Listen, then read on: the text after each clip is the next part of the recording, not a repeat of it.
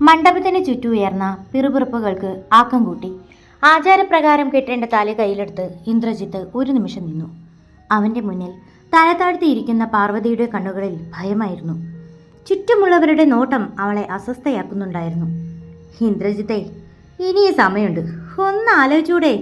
ഒരു ഭ്രാന്ത് പെണ്ണിന് വേണോ നിനക്ക് ജീവിതകാലം മുഴുവൻ ചുമക്കാൻ? കൂട്ടത്തിൽ ആരോ വിളിച്ചു പറഞ്ഞത് കേട്ട് ഇന്ദ്രജിത്തിന്റെ കൈകൾ ഒന്ന് വിറച്ചു. പക്ഷേ അവൻ പാർവതിയുടെ മുഖത്തേക്ക് നോക്കി. കണ്ണീർ തുള്ളികൾ അവളുടെ കവിളിലൂടെ ഒലിച്ചിറങ്ങി. ചുവന്ന പട്ടുസാരിയിൽ വീണലിയുന്നു.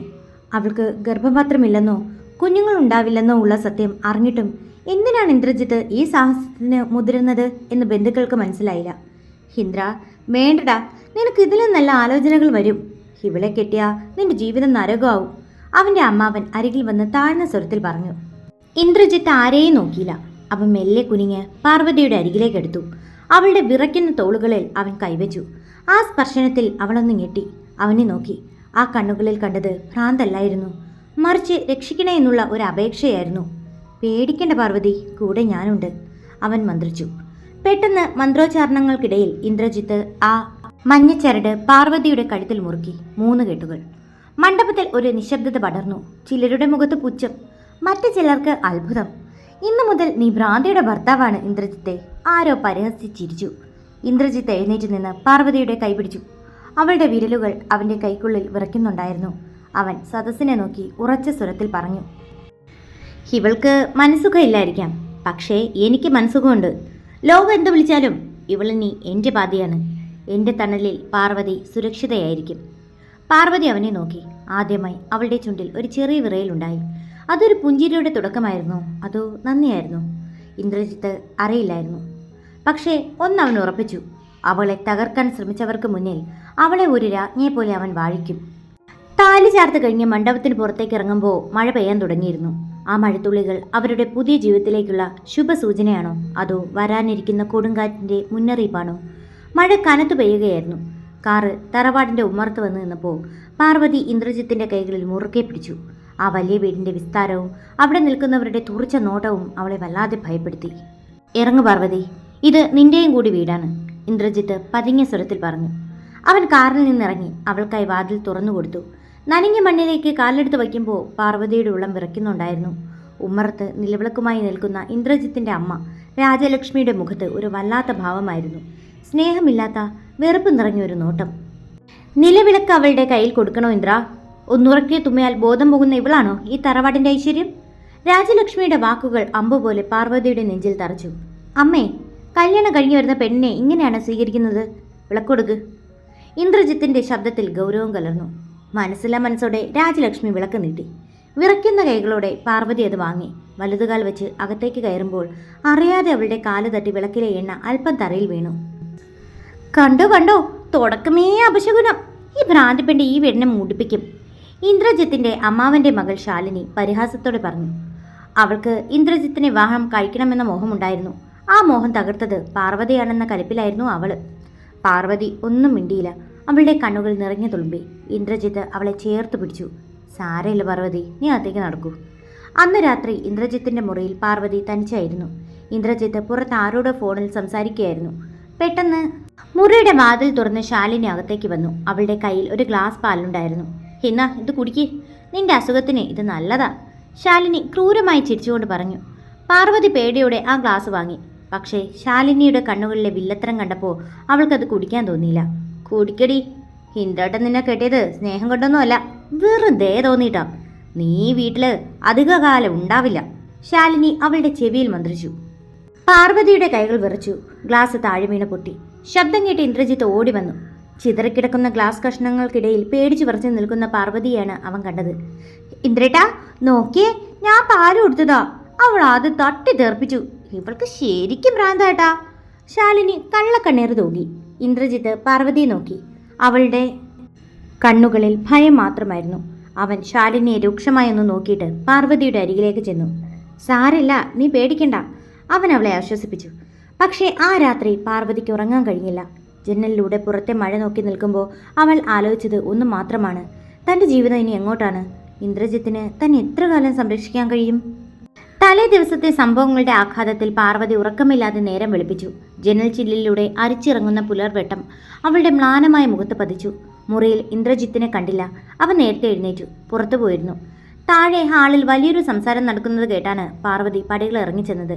ഇന്ദ്രജിത്തിന്റെ അമ്മ രാജലക്ഷ്മിയും ശാലിനിയും കൂടി ഇന്ദ്രജിത്തിനെ വളഞ്ഞിരിക്കുകയാണ്. ഹിന്ദ്ര, ഞാൻ പറയുന്നത് കേൾക്ക്. ഇവളെ നമ്മൾ ഒരു നല്ല ഡോക്ടറെ കാണിക്കണം. പക്ഷേ അത് ചികിത്സയ്ക്കല്ല. ഇവൾക്ക് സുഖമില്ലെന്ന് സർട്ടിഫിക്കറ്റ് വാങ്ങി ഈ ബന്ധം വേർപെടുത്താനാണ്. നിന്റെ ജീവിതം കളയാൻ എനിക്ക് വയ്യ. രാജലക്ഷ്മി ശബ്ദമുയർത്തി പറഞ്ഞു. അമ്മേ, ഞാൻ പാർവതി കിട്ടിയത് ഉപേക്ഷിക്കാനല്ല, അവളെ പഴയ പാർവതിയാക്കി മാറ്റാനാണ്. ഇന്ദ്രജിത്തിന്റെ സ്വരത്തിൽ ഉറപ്പുണ്ടായിരുന്നു. പാർവതി പടികൾ തളർന്നിരുന്നു. അവളുടെ മനസ്സ് പഴയ കാര്യങ്ങളിലേക്ക് പാഞ്ഞു. 1 വർഷം മുമ്പ് വരെ അവൾ ഇങ്ങനെയല്ലായിരുന്നു. കോളേജിലെ മിടുക്കിയായ വിദ്യാർത്ഥിനി, നർത്തകി, എല്ലാം ഒരു രാത്രി കൊണ്ട് തകിടം മറിഞ്ഞു. ആ ആക്സിഡന്റ്, അത് ആരെങ്കിലും ആസൂത്രണം ചെയ്തതാണോ? പെട്ടെന്ന് ഇന്ദ്രജിത്തിന്റെ ഫോണിലേക്ക് ഒരു കോൾ വന്നു. അവൻ വേഗം മുറ്റത്തേക്ക് ഇറങ്ങി. അത് അവന്റെ സുഹൃത്തും ഡോക്ടറുമായ മാധവനായിരുന്നു.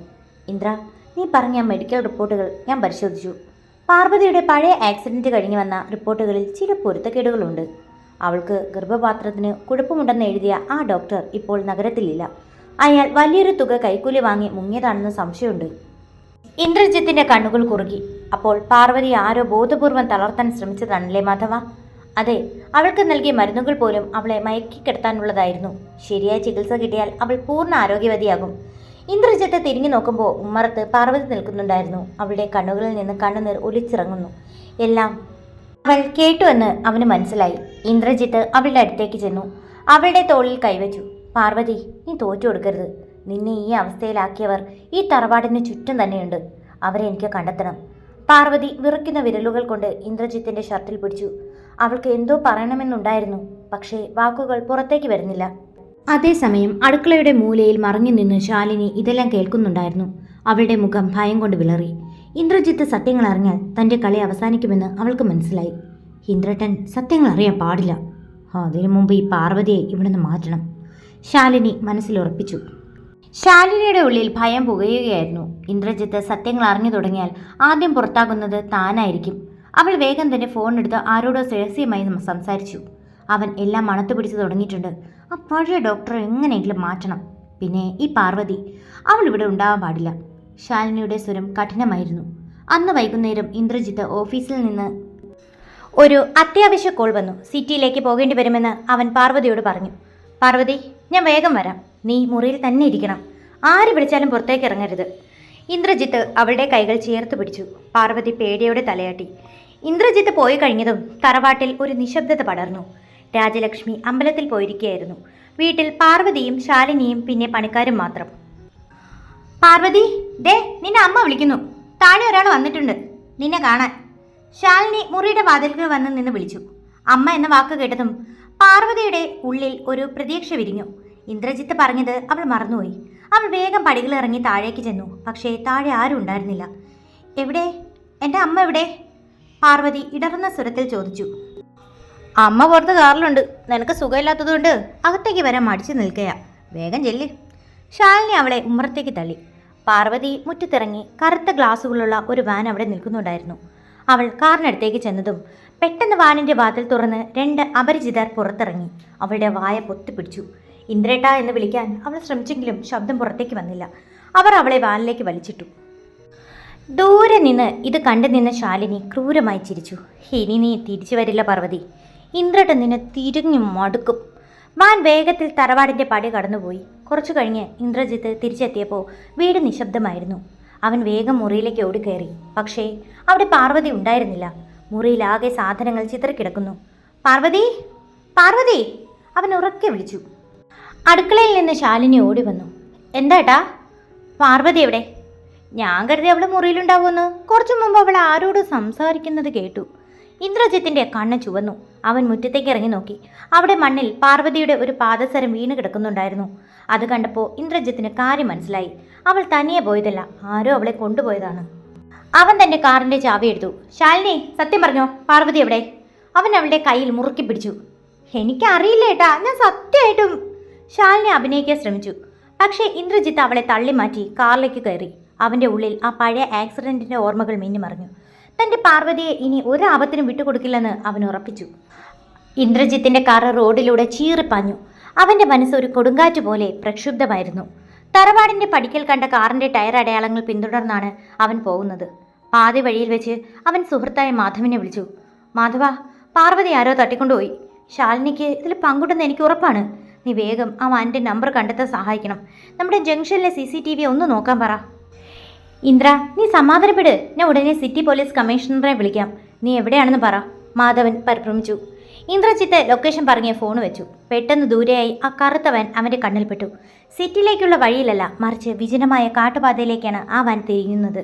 വാനിനുള്ളിൽ പാർവതി ബോധം മറിഞ്ഞ അവസ്ഥയിലായിരുന്നു. അവളുടെ മൂക്കിൽ ക്ലോറോഫോം അടിച്ച തുണി അമർത്തിയതിനാൽ അവൾ തളർന്നു പോയിരുന്നു. വാൻ ഓടിച്ചിരുന്നവൻ ഫോണിൽ സംസാരിക്കുന്നത് ശാലിനിയോടായിരുന്നു. കാര്യം നടന്നു. ഞങ്ങൾ അവളെ ആ പഴയ ക്വാറിയിലേക്ക് കൊണ്ടുപോവുകയാണ്. അവിടെ വെച്ച് വണ്ടി അപകടത്തിൽപ്പെട്ടു എന്ന് വരുത്തി തീർക്കാം. വേഗം തീർക്കണം, ഇന്ദ്രേട്ടൻ പിന്നാലെയുണ്ട്. ശാലിനിയുടെ മറുപടി കേട്ടതും ഡ്രൈവർ വണ്ടിയുടെ വേഗത കൂട്ടി.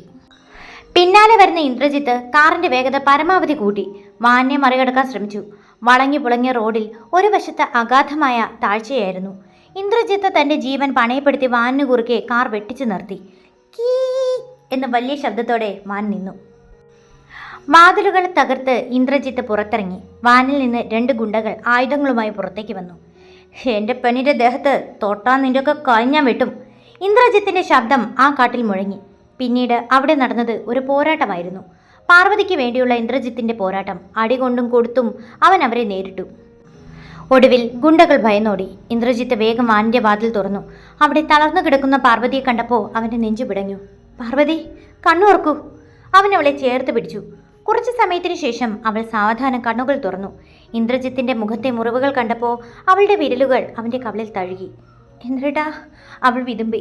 അവൾക്ക് സംസാരശേഷി സാവധാനം തിരികെ വരികയാണെന്ന് ഇന്ദ്രജിത്തിന് തോന്നി. അതേസമയം തറവാട്ടിൽ ശാലിനി ഫോൺ സ്വിച്ച് ഓഫ് ചെയ്ത് ഒന്നും അറിയാത്തവളെ പോലെ ഇരിക്കുകയായിരുന്നു.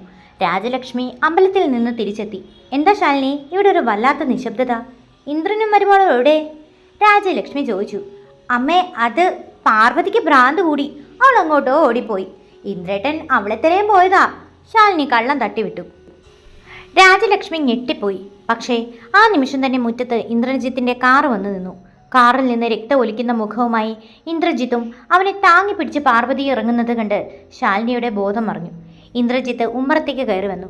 അവന്റെ നോട്ടം ശാലിനിയുടെ നേർക്കായിരുന്നു. അമ്മേ, ഈ വീട്ടിലെ ഭ്രാന്തി പാർവതിയല്ല, ഇവളാണ്. ഇന്ദ്രജിത്ത് ശാലിനിയെ ചൂണ്ടി അലറി. ഇന്ദ്രജിത്തിന്റെ വാക്കുകൾ കേട്ട് രാജലക്ഷ്മി തരിച്ചു നിന്നുപോയി. മുറിവേറ്റ സിംഹത്തെപ്പോലെ നിൽക്കുന്ന തൻ്റെ മകനെയും ഭയന്ന് വിറച്ച് അവൻ്റെ കൈകളിൽ തൂങ്ങി നിൽക്കുന്ന പാർവതിയെയും അവർ മാറി മാറി നോക്കി. ഇന്ദ്ര, നീ എന്തൊക്കെയായി പറയുന്നത്? ശാലിനി എന്തു കഴിച്ചു? രാജലക്ഷ്മി വിറയ്ക്കുന്ന സ്വരത്തിൽ ചോദിച്ചു. ഇവൾ ചെയ്തത് പിഴയല്ല അമ്മേ, കൊടും ക്രൂരതയാണ്. ഇന്ദ്രജിത്ത് ശാലിനിയുടെ അടുത്തേക്ക് ആഞ്ഞെടുത്തു. ശാലിനി ഭയന്ന് പിന്നിലേക്ക് നീങ്ങി. ഇന്ദ്രേട്ടാ, ഞാനൊന്നും ചെയ്തില്ല. ആ ഗുണ്ടകൾ നിങ്ങളെ ആക്രമിച്ചത് ഞാൻ അറിഞ്ഞില്ല. ശാലിനി പരിഭ്രമത്തോടെ പറഞ്ഞു. ഗുണ്ടകളുടെ കാര്യം ഞാൻ പറഞ്ഞു ശാലിനി. പിന്നെ നിനക്ക് എങ്ങനെ അറിയാം അവർ എന്നെ ആക്രമിച്ചു എന്ന്? ഇന്ദ്രജിത്തിന്റെ ചോദ്യത്തിന് മുന്നിൽ ശാലിനി വിറച്ചു. അവൾക്ക് അബദ്ധം ഇടങ്ങിയെന്ന് മനസ്സിലായി. ഇന്ദ്രജിത്ത് തൻ്റെ ഫോൺ എടുത്ത് ഒരു വോയിസ് റെക്കോർഡിംഗ് പ്ലേ ചെയ്തു. വാനിലെ ഡ്രൈവർ ശാലിനിയുമായി സംസാരിച്ച ആ അവസാന കോളായിരുന്നു അത്. മാധവന്റെ സഹായത്തോടെ പോലീസ് അത് ട്രാക്ക് ചെയ്തിരുന്നു. റെക്കോർഡിങ്ങിലെ ശബ്ദം. കാര്യം നടന്നു. ഞങ്ങൾ അവളെ ആ പഴയ കോറിലേക്ക് കൊണ്ടുപോവുകയാണ്. വീടിനുള്ളിൽ മരണതുല്യമായ നിശബ്ദത പടർന്നു. രാജലക്ഷ്മി തൻ്റെ മരുമകളെ താൻ ഇത്രയും കാലം വിശ്വസിച്ച ശാലിനിയെ അറപ്പോടെ നോക്കി. അമ്മേ, ഇവൾ പാർവതിയെ തട്ടിക്കൊണ്ടു പോകാൻ മാത്രമല്ല ശ്രമിച്ചത്. പാർവതിയുടെ പഴയ ആക്സിഡന്റിന് പിന്നിലും ഇവളുടെ കുടുംബത്തിന് പങ്കുണ്ട്. പാർവതിയുടെ അച്ഛൻ്റെ സ്വത്തുക്കൾ കൈക്കലക്കാൻ വേണ്ടി അവർ ആസൂത്രണം ചെയ്തതായിരുന്നു അത്. ഇന്ദ്രജിത്ത് വെളിപ്പെടുത്തി. പാർവതി പെട്ടെന്ന് ഇന്ദ്രജിത്തിന്റെ കയ്യിൽ അമർത്തിപ്പിടിച്ചു.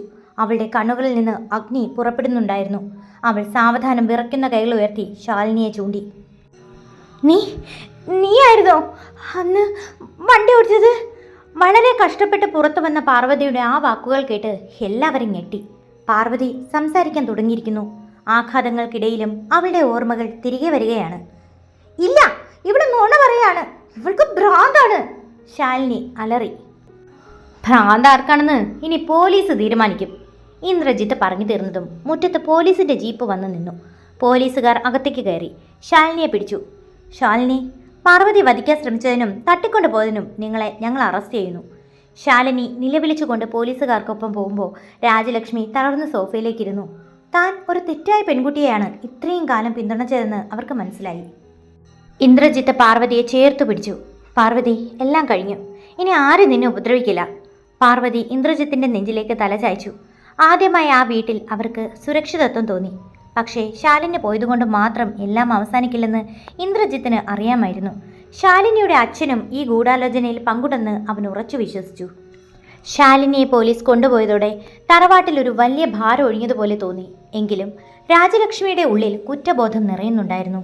താൻ ശാലിനിയെ വിശ്വസിച്ച് പാർവതിയെ എത്രത്തോളം വേദനിപ്പിച്ചുവെന്ന് അവർ ഓർത്തു. മകനെ, എന്നോട് ക്ഷമിക്ക്. ഞാൻ കണ്ണടച്ച് വിശ്വസിച്ചത് ആ സർപ്പത്തെയായിരുന്നു. രാജലക്ഷ്മി കണ്ണീരോടെ ഇന്ദ്രജിത്തിൻ്റെ കൈ പിടിച്ചു. അമ്മേ, കഴിഞ്ഞത് കഴിഞ്ഞു. ഇനി നമുക്ക് പാർവതിയെ പഴയ പാർവതിയാക്കി മാറ്റണം. അവൾക്ക് വേണ്ടത് സ്നേഹവും സമാധാനവുമാണ്. ഇന്ദ്രജിത്ത് പാർവതിയെ നോക്കി പുഞ്ചിരിച്ചു. പാർവതിയുടെ അവസ്ഥയിൽ പ്രകടമായ മാറ്റം കണ്ടു തുടങ്ങിയിരുന്നു. അവൾക്ക് സംസാരിക്കാൻ കുറച്ച് ബുദ്ധിമുട്ടുണ്ടെങ്കിലും കാര്യങ്ങൾ വ്യക്തമായി മനസ്സിലാക്കാൻ സാധിക്കുന്നുണ്ട്. അന്ന് രാത്രി ഇന്ദ്രജിത്ത് മാധവനെ വിളിച്ചു. പാർവതിയുടെ പുതിയ ചികിത്സാ രീതികളെക്കുറിച്ച് സംസാരിച്ചു. ഇന്ദ്ര, അവൾക്ക് വോയിസ് തെറാപ്പിയും കുറച്ച് ഫിസിയോതെറാപ്പിയും വേണം. അതുപോലെ തന്നെ ആ പഴയ റിപ്പോർട്ടുകൾ മാറ്റാൻ സഹായിച്ച ഡോക്ടറെ ഞാൻ കണ്ടെത്തിയിട്ടുണ്ട്. അയാൾ പാർവതിയുടെ അമ്മാവൻ ശേഖരനിൽ നിന്ന് കുറച്ച് പണം വാങ്ങിയാണ് വ്യാജ സർട്ടിഫിക്കറ്റ് ഉണ്ടാക്കിയത്. മാധവൻ വെളിപ്പെടുത്തി. ശേഖരൻ? പാർവതിയുടെ അച്ഛൻ്റെ മരണശേഷം അവളുടെ എല്ലാ സ്വത്തുക്കളും നോക്കി നടത്തിയിരുന്നത് ഈ ശേഖരനായിരുന്നു. പാർവതിക്ക് സുഖപ്പെട്ട അവൾ സ്വത്തിന് അവകാശിയാകുമെന്ന് ഭയന്നാണ് അയാൾ അവളെ മാനസിക രോഗിയായി മുദ്ര കുത്തിയത്. അടുത്ത ദിവസം രാവിലെ ഇന്ദ്രജിത്ത് പാർവതിയെയും കൂട്ടി അവളുടെ പഴയ വീട്ടിലേക്ക് പോകാൻ തീരുമാനിച്ചു. തൻ്റെ അച്ഛനും അമ്മയും ജീവിച്ചിരുന്ന ആ മണ്ണിൽ ചെന്നാൽ അവളുടെ ഓർമ്മകൾ കൂടുതൽ തെളിയുമെന്ന് അവൻ വിശ്വസിച്ചു. അവർ കാറിൽ അവിടേക്ക് എത്തുമ്പോൾ ശേഖരൻ പടിക്കൽ തന്നെ നിൽക്കുന്നുണ്ടായിരുന്നു. ഇന്ദ്രജിത്തിനെയും പാർവതിയെയും കണ്ടപ്പോൾ അയാളുടെ മുഖം വിളറി. എന്താ ഇന്ദ്രജിത്തെ, അറിയിക്കാതെ ഒരു വരവ്? ഇവളെന്തിനാ അങ്ങോട്ട് കൊണ്ടുവന്നത്? ശേഖരൻ പരങ്ങളോട് ചോദിച്ചു. എൻ്റെ ഭാര്യയെ അവളുടെ സ്വന്തം വീട്ടിലേക്ക് കൊണ്ടുവരാൻ എനിക്ക് ആരുടെയും അനുവാദം വേണ്ട ശേഖരമാമ. പിന്നെ ശാലിനി ഇപ്പോൾ എവിടെയാണെന്ന് അറിയാലോ അല്ലേ?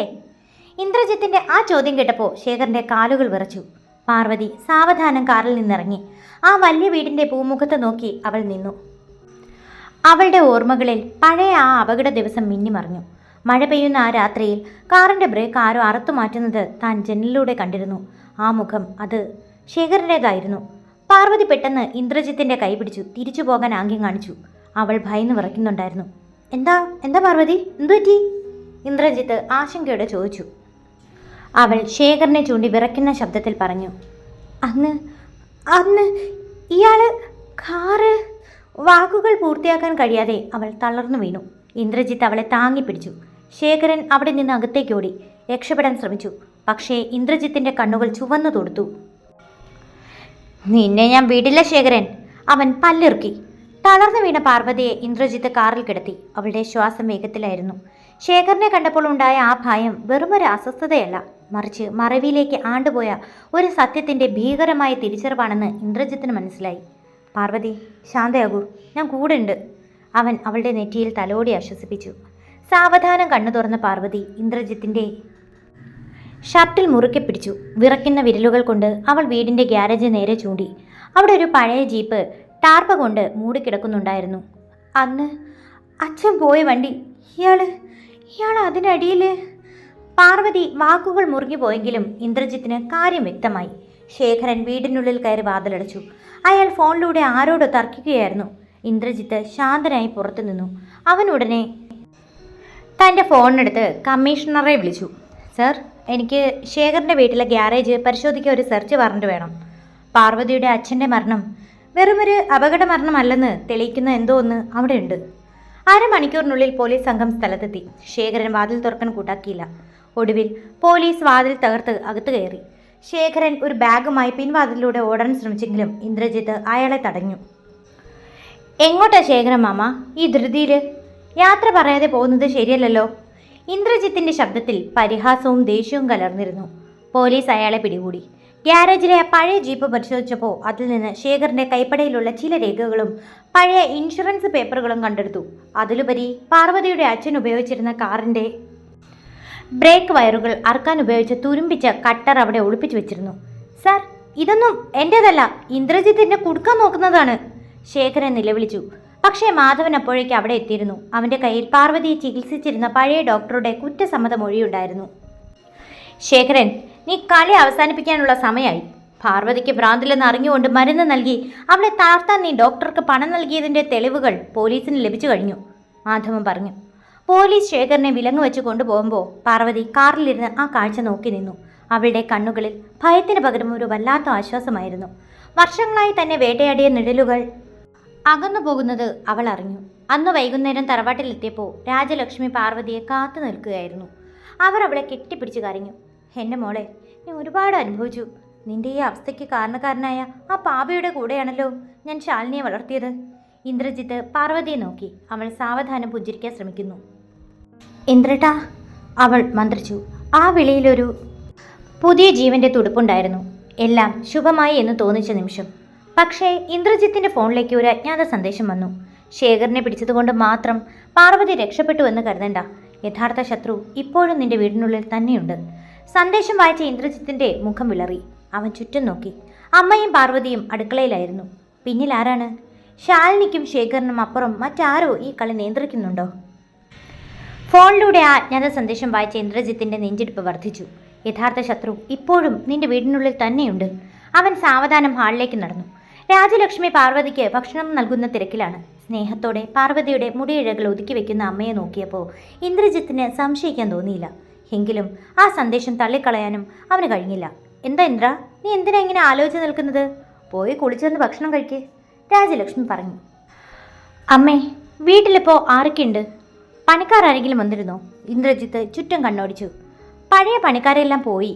ഇപ്പോൾ ആ രാഘവനും ഭാര്യയും മാത്രമേ ഉള്ളൂ. പിന്നെ ശാലിനിയുടെ കാര്യങ്ങൾ നോക്കാൻ വന്ന ആ പഴയ ആയ ദാ അവിടെയുണ്ട്. അമ്മ മുകളിലത്തെ നിലയിലേക്ക് വിരൽ ചൂണ്ടി.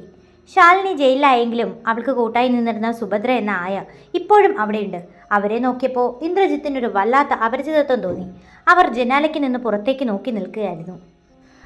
ഇന്ദ്രജിത്ത് തൻ്റെ മുറിയിലേക്ക് ചെന്ന് ലാപ്ടോപ്പ് തുറന്നു. പാർവതിയുടെ അച്ഛൻ്റെ പഴയ ബിസിനസ് രേഖകൾ അവൻ ഒരിക്കൽ കൂടി പരിശോധിച്ചു.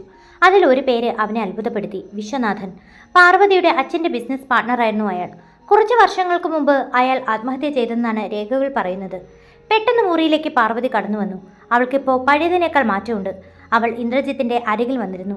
ലാപ്ടോപ്പിലെ വിശ്വനാഥൻ്റെ ഫോട്ടോ കണ്ടതും അവളുടെ മുഖം വിളറി. അവൾ വിറയ്ക്കുന്ന കൈകൾ കൊണ്ട് ആ ഫോട്ടോയിൽ തൊട്ടു. ഇന്ദ്രേട്ടാ, ഈ അങ്കിള്, ഇയാൾ മരിച്ചിട്ടില്ല. ഇന്ദ്രജിത്ത് ഞെട്ടിപ്പോയി. എന്താ നീ പറയുന്നത് പാർവതി? ഇയാൾ 6 വർഷം മുമ്പ് മരിച്ചതാണല്ലോ. ഇല്ല, ഞാൻ കണ്ടു. ശേഖരൻ അങ്കിളിൻ്റെ കൂടെ അന്ന് ആ രാത്രിയിൽ ഇയാളുണ്ടായിരുന്നു. പാർവതിയുടെ വാക്കുകളിൽ ഉറപ്പുണ്ടായിരുന്നു. അതായത് ലോകത്തിനു മുന്നിൽ മരിച്ചുവെന്ന് കരുതുന്ന വിശ്വനാഥൻ ജീവനോടെയുണ്ട്. ശേഖരനേക്കാൾ വലിയ ബുദ്ധിയായി പിന്നിൽ കളിക്കുന്നത് അയാളായിരിക്കുമോ? ആ സമയം താഴെ നിലയിൽ സുഭദ്ര എന്ന ആയ ഫോണിലൂടെ സംസാരിക്കുകയായിരുന്നു. ഇന്ദ്രജിത്ത് ഫോട്ടോകൾ തിരയുന്നുണ്ട്. അവൻ സത്യത്തിനടുത്തെത്തി.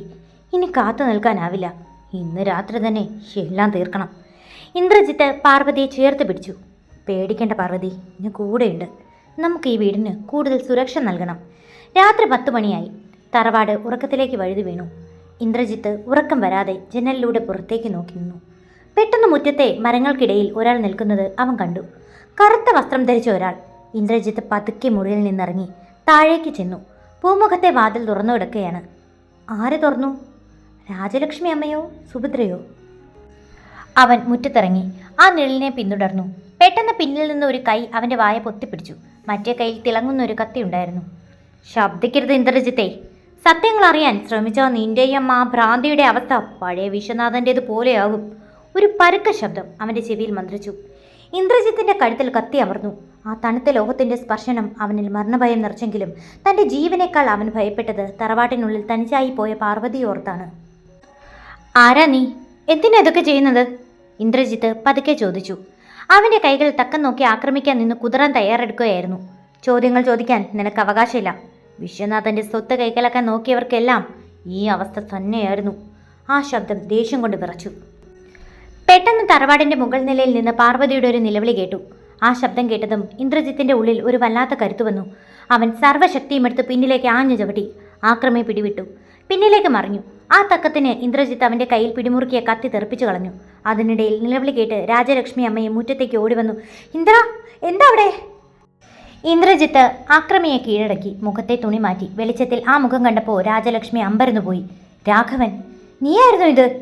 തറവാട്ടിലെ വിശ്വസ്തനായ പണിക്കാരൻ രാഘവനായിരുന്നു അത്. അവൻ ഒന്നും മിണ്ടാതെ തലതാഴ്ത്തി നിന്നു. എന്നാൽ ഇന്ദ്രജിത്തിന്റെ ശ്രദ്ധ മുകളിലായിരുന്നു. അവൻ വേഗം മുറിയിലേക്ക് ഓടിക്കയറി. അവിടെ കണ്ട കാഴ്ച അവന്റെ രക്തം തിളപ്പിച്ചു. സുഭദ്ര എന്ന ആയ പാർവതിയുടെ കഴുത്തിൽ പിടിച്ച് ഭിത്തിയോട് ചേർത്ത് നിർത്തിയിരിക്കുകയാണ്. പാർവതി ശ്വാസം കിട്ടാതെ പിടയുന്നു. വിടടി അവളെ! ഇന്ദ്രജിത്ത് അലറിക്കൊണ്ട് സുഭദ്രയെ തള്ളിമാറ്റി. സുഭദ്ര തറയിൽ വീണു. അവളുടെ കയ്യിൽ ഒരു കുപ്പി മരുന്നുണ്ടായിരുന്നു. ഇവൾ ഇനിയും ജീവിച്ചിരുന്ന ഞങ്ങളുടെ പ്ലാനുകൾ പാളും. വിശ്വനാഥൻ സാർ വരും. ഈ സ്വത്തുക്കളെല്ലാം അദ്ദേഹം കൊണ്ടുപോകും. സുഭദ്ര ഭ്രാന്തമായി ചിരിച്ചുകൊണ്ട് പറഞ്ഞു. പോലീസ് എത്തി രാഘവനെയും സുഭദ്രയെയും കൊണ്ടുപോയി. പക്ഷേ ഇന്ദ്രജിത്തിന് സമാധാനമായില്ല. അവൻ പാർവതിയെ ചേർത്തു പിടിച്ചു. അവൾ പേടിച്ചു വിറച്ച് കരയുകയായിരുന്നു. സാരയില്ല പാർവതി, അവർ പോയി, നീ പേടിക്കണ്ട. അവൻ അവളെ ആശ്വസിപ്പിച്ചു. അന്ന് രാത്രി വൈകി പോലീസ് സ്റ്റേഷനിൽ നിന്ന് ഒരു കോള് വന്നു. രാഘവൻ സത്യങ്ങൾ വെളിപ്പെടുത്തിയിരിക്കുന്നു. വിശ്വനാഥൻ മരിച്ചിട്ടില്ല. അയാൾ വിദേശത്ത് ഒളിവിലാണ്. ശേഖരനും ശാലിനിയും അയാളുടെ വെറും കരുക്കൾ മാത്രമായിരുന്നു. വിശ്വനാഥന്റെ ലക്ഷ്യം പാർവതിയുടെ അച്ഛൻ രഹസ്യമായി വെച്ചിരുന്ന ഒരു വിദേശ ബാങ്ക് അക്കൗണ്ടിന്റെ വിവരങ്ങളായിരുന്നു. ആ വിവരങ്ങൾ പാർവതിയുടെ ഓർമ്മകളിൽ എവിടെയോ ഒളിഞ്ഞു കിടപ്പുണ്ട്. ഇന്ദ്രജിത്ത് പാർവതിയുടെ മുഖത്തേക്ക് നോക്കി. അവളിപ്പോൾ ശാന്തമായി ഉറങ്ങുകയാണ്. നിന്റെ ഓർമ്മകൾ വരാതിരിക്കാൻ അവർ നൽകിയ മരുന്നുകൾ നിന്റെ മനസ്സിനെ തളർത്തിയിട്ടുണ്ടാകാം. പക്ഷേ ആ ഓർമ്മകളിലാണ് നിന്റെ സുരക്ഷയും ശത്രുക്കളുടെ പതനവും ഇരിക്കുന്നത്. ഇന്ദ്രജിത്ത് മനസ്സിൽ ഉറപ്പിച്ചു. പിറ്റേന്ന് രാവിലെ ഇന്ദ്രജിത്ത് ഒരു തീരുമാനമെടുത്തു. പാർവതിയെയും കൂട്ടി അയാൾ സിറ്റിയിലെ ഏറ്റവും വലിയ സൈക്യാട്രിസ്റ്റ് ഡോക്ടർ വർമ്മയെ കാണാൻ പോകും. പക്ഷേ വീട്ടിൽ നിന്നിറങ്ങാൻ നേരം ഇന്ദ്രജിത്ത് കണ്ടത് മുറ്റത്ത് നിർത്തിയിട്ടിരുന്ന കാറിന്റെ ടയറുകൾ ആരോ കുത്തിക്കീറിയിരിക്കുന്നതാണ്. അതിനർത്ഥം ശത്രുക്കളുടെ വലയിൽ നിന്ന് അവർ ഇപ്പോഴും പൂർണ്ണമായി രക്ഷപ്പെട്ടിട്ടില്ല. കാറിന്റെ ടയറുകൾ വെട്ടിമുറിച്ച നിലയെ കണ്ടപ്പോൾ ഇന്ദ്രജിത്തിന്റെ ഉള്ളിൽ ഭീതിക്ക് പകരം ദേഷ്യമാണ് ഇരച്ചു കയറിയത്. തറവാടിന്റെ മതിൽക്കെട്ടിനുള്ളിൽ പോലും തന്റെ ഭാര്യ സുരക്ഷിതയല്ല എന്ന സത്യം അവൻ തിരിച്ചറിഞ്ഞു. ഇന്ദ്രേട്ടാ, നമുക്ക് പോണ്ട, എനിക്ക് പേടിയാവുന്നു. പാർവതി അവന്റെ കൈകളിൽ മുറുകെ പിടിച്ചു. അവളുടെ ശബ്ദത്തിൽ വിറയലുണ്ടായിരുന്നു. പേടിക്കേണ്ട പാർവതി, ഇത് അവരെ പേടിപ്പിക്കാൻ വേണ്ടി ചെയ്യുന്നതാണ്. നമ്മൾ തളരില്ല. ഇന്ദ്രജിത്ത് ഉടനെ തന്റെ പഴയ സുഹൃത്തും ടാക്സി സർവീസ് നടത്തുന്നവനുമായ വിനുവിനെ വിളിച്ചു. 10 മിനിറ്റിനുള്ളിൽ മറ്റൊരു കാർ തറവാടിന്റെ പിന്നിലെ ഗേറ്റ് വഴി എത്തി. ആരും ശ്രദ്ധിക്കാതെ ഇന്ദ്രജിത്തും പാർവതിയും അതിൽ കയറി. നഗരത്തിലെ പ്രശസ്തനായ ഡോക്ടർ വർമ്മയുടെ ക്ലിനിക്കിലേക്ക് എത്തുമ്പോൾ ഇന്ദ്രജിത്ത് അതീവ ജാഗ്രതയിലായിരുന്നു. ഡോക്ടർ വർമ്മ പാർവതിയെ പ്രത്യേക മുറിയിലേക്ക് കൊണ്ടുപോയി പരിശോധിച്ചു. മണിക്കൂറുകൾ നീണ്ട പരിശോധനകൾക്ക് ശേഷം ഡോക്ടർ പുറത്തേക്ക് വന്നു. ഇന്ദ്രജിത്ത്, പാർവതിയുടെ കേസ് അല്പം സങ്കീർണമാണ്. അവൾക്ക് നൽകിയിരുന്ന മരുന്നുകൾ അവളുടെ നാഡീവ്യൂഹത്തെ തളർത്തുന്നവയായിരുന്നു. പക്ഷേ അവളുടെ മനസ്സ് അത്ഭുതകരമായി പ്രതിരോധിക്കുന്നുണ്ട്. അവളുടെ ഉപബോധ മനസ്സിൽ വലിയൊരു രഹസ്യം ഒളിഞ്ഞിരിപ്പുണ്ട്. അത് പുറത്തു വരാതിരിക്കാനാണ് ആ മരുന്നുകൾ നൽകിയിരുന്നത്. അതായത്, ഡോക്ടർ, അവൾക്ക് എല്ലാം ഓർത്തെടുക്കാൻ കഴിയോ? ഇന്ദ്രജിത്ത് പ്രതീക്ഷയോടെ ചോദിച്ചു. സാധിക്കും, പക്ഷേ അത് സാവധാനം വേണം. പെട്ടെന്നുള്ള ആഘാതം അവളുടെ മാനസിക നില വീണ്ടും തകർത്തേക്കാം. പിന്നെ മറ്റൊരു കാര്യം കൂടി. ഡോക്ടർ വർമ്മ ഗൗരവത്തോടെ ഇന്ദ്രജിത്തിനെ നോക്കി. പാർവതിയുടെ ഗർഭപാത്രത്തിന് തകരാറുണ്ടെന്ന റിപ്പോർട്ട് ഞാൻ പരിശോധിച്ചു. അത് പൂർണ്ണമായും വ്യാജമാണ്. അവൾ പൂർണ്ണ ആരോഗ്യവതിയാണ്. ഇന്ദ്രജിത്തിന്റെ കണ്ണുകൾ നിറഞ്ഞു. ശേഖരനും കൂട്ടരും എത്ര ക്രൂരമായാണ് ഒരു പെണ്ണിന്റെ ജീവിതം വെച്ച് കളിച്ചതെന്ന് അവൻ ആലോചിച്ചു. ക്ലിനിക്കിൽ നിന്ന് പുറത്തിറങ്ങാൻ തുടങ്ങുമ്പോഴാണ് ഇന്ദ്രജിത്ത് അത് ശ്രദ്ധിച്ചത്. ഒരു കറുത്ത സ്കോർപിയോ അവരെ പിന്തുടരുന്നുണ്ട്. വിനുവിന്റെ കാർ വേഗത കൂട്ടി. പക്ഷേ സ്കോർപിയോ വിടാതെ പിന്തുടർന്നു. ഇന്ദ്ര, അവൻ നമ്മളെ ലോക്ക് ചെയ്യാൻ നോക്കുക, വിനു പരിഭ്രമിച്ചു. സിറ്റിയുടെ തിരക്കേറിയ സിഗ്നലിൽ വെച്ച് സ്കോർപിയോ അവരുടെ കാറിനെ ഇടിച്ചു മാറ്റി. മുന്നിൽ കയറി നിന്നു. കാറിൽ നിന്ന് ഇറങ്ങി വന്നത് കരുത്തനായൊരു മധ്യവയസ്കനായിരുന്നു. വെളുത്ത ജുബ്ബയും മുണ്ടും ധരിച്ച, കണ്ണുകളിൽ അധികാരത്തിന്റെ തിളക്കമുള്ള ഒരാൾ. അയാളെ കണ്ടതും കാറിനുള്ളിലിരുന്ന പാർവതി അലറി വിളിച്ചു. അങ്കിൾ, ഇന്ദ്രേട്ടാ, ഇതാണ് വിശ്വനാഥൻ. ഇന്ദ്രജിത്ത് ഞെട്ടിപ്പോയി. മരിച്ചെന്ന് കരുതിയ വിശ്വനാഥൻ ഇതാ തന്റെ മുന്നിൽ. അയാൾ കാറിനടുത്തേക്ക് നടന്നു വന്നു. ചില്ലിൽ തട്ടി. ഇന്ദ്രജിത്ത്, മര്യാദയ്ക്ക് ആ പെണ്ണിനെ എനിക്ക് വിട്ടുതരൂ. നിനക്ക് വേണ്ടത് പണമാണെങ്കിൽ എത്ര വേണമെങ്കിലും ഞാൻ തരാം. പക്ഷേ അവൾ അറിയുന്ന ആ രഹസ്യം എനിക്ക് വേണം. വിശ്വനാഥന്റെ ശബ്ദം ശാന്തമെങ്കിലും ഭയാനകരമായിരുന്നു. ഇന്ദ്രജിത്ത് കാറിന്റെ ഡോർ തുറന്ന് പുറത്തിറങ്ങി. അയാളുടെ നേർക്ക് നിന്നു. വിശ്വനാഥൻ സാറേ, നിങ്ങളൊരു ശവമാണെന്നാണ് ഞാൻ കരുതിയത്. മരിച്ചവർ ജീവനോടെ വരുന്നത് നല്ലതിനല്ല. പാർവതി എൻ്റെ ഭാര്യയാണ്. അവളെ തുറന്നെങ്കിൽ എൻ്റെ ശവത്തിന് മുകളിലൂടെ പോകേണ്ടി വരും. വിശ്വനാഥൻ പുച്ഛത്തോടെ ചിരിച്ചു. യൗവനത്തിൻ്റെ ചോരത്തിളപ്പ് അത് കൊള്ളാം. പക്ഷേ നീ ആരെയാണ് നേരിടുന്നതെന്ന് നിനക്കറിയില്ല. അയാൾ ആംഗ്യം കൊണ്ട് കാണിച്ചതും 4-5 ഗുണ്ടകൾ കാറിനെ വളഞ്ഞു. ആ തിരക്കേറിയ റോഡിൽ എല്ലാവരും കണ്ടു നിൽക്കെ പാർവതിയെ പിടിച്ചുകൊണ്ടു പോകാൻ അവർ ഒരുങ്ങി. നഗരമധ്യത്തിലെ ആ തിരക്കേറിയ റോഡിൽ സമയം നിശ്ചലമായതുപോലെ തോന്നി. വിശ്വനാഥന്റെ ഗുണ്ടകൾ കാറിനെ വളഞ്ഞപ്പോൾ ചുറ്റുമുള്ള ആളുകൾ ഭയന്നു മാറി നിന്നു. വിശ്വനാഥൻ തൻ്റെ അധികാരത്തിൻ്റെ ഗർവോടെ ഇന്ദ്രജിത്തിനെ നോക്കി പുഞ്ചിരിച്ചു. ഇന്ദ്രജിത്തെ, ആൾക്കൂട്ടത്തിന് മുന്നിൽ വെച്ച് ഹീറോ ആകാൻ നോക്കണ്ട. നിന്റെ ഫോൺ കോൾ മതി നിന്റെ അമ്മയുടെ ജീവൻ അപകടത്തിലാക്കാൻ, വിശ്വനാഥൻ താഴ്ന്ന സ്വരത്തിൽ പറഞ്ഞു. ഇന്ദ്രജിത്തിൻ്റെ ഉള്ളിൽ ഒരു കൊള്ളിമീൻ മിന്നി. അമ്മേ, അവൻ അറിയാതെ മന്ത്രിച്ചു. തറവാട്ടിൽ അമ്മ ഒറ്റയ്ക്കാണ്. വിശ്വനാഥൻ്റെ ആളുകൾ അവിടെ എത്തിയിട്ടുണ്ടാകുമോ? ആ നിമിഷം പാർവതി കാറിനുള്ളിൽ നിന്ന് പുറത്തിറങ്ങി. അവൾ വിറയ്ക്കുന്നുണ്ടായിരുന്നെങ്കിലും അവളുടെ കണ്ണുകളിൽ ഒരു നിശ്ചയദാർഢ്യമുണ്ടായിരുന്നു. അവൾ ഇന്ദ്രജിത്തിൻ്റെ കയ്യിൽ മുറുകെ പിടിച്ചു. ഇന്ദ്രേട്ടാ, പേടിക്കണ്ട, ഇയാൾക്കൊന്നും ചെയ്യാൻ കഴിയില്ല. അവൾ വിശ്വനാഥനെ നോക്കി. നിങ്ങൾക്ക് വേണ്ടത് ആ പാസ്വേഡ് അല്ലേ? എൻ്റെ അച്ഛൻ ബാങ്കിൽ സൂക്ഷിച്ച ആ രഹസ്യം, അതെനിക്ക് ഓർമ്മയുണ്ട്. പക്ഷെ അത് തരണമെങ്കിൽ ഇന്ദ്രേട്ടനെയും അമ്മയെയും നിങ്ങളൊന്നും ചെയ്യില്ലെന്ന് ഉറപ്പ് തരണം. വിശ്വനാഥൻ്റെ കണ്ണുകളിൽ അത്യാഗ്രഹം തിളങ്ങി.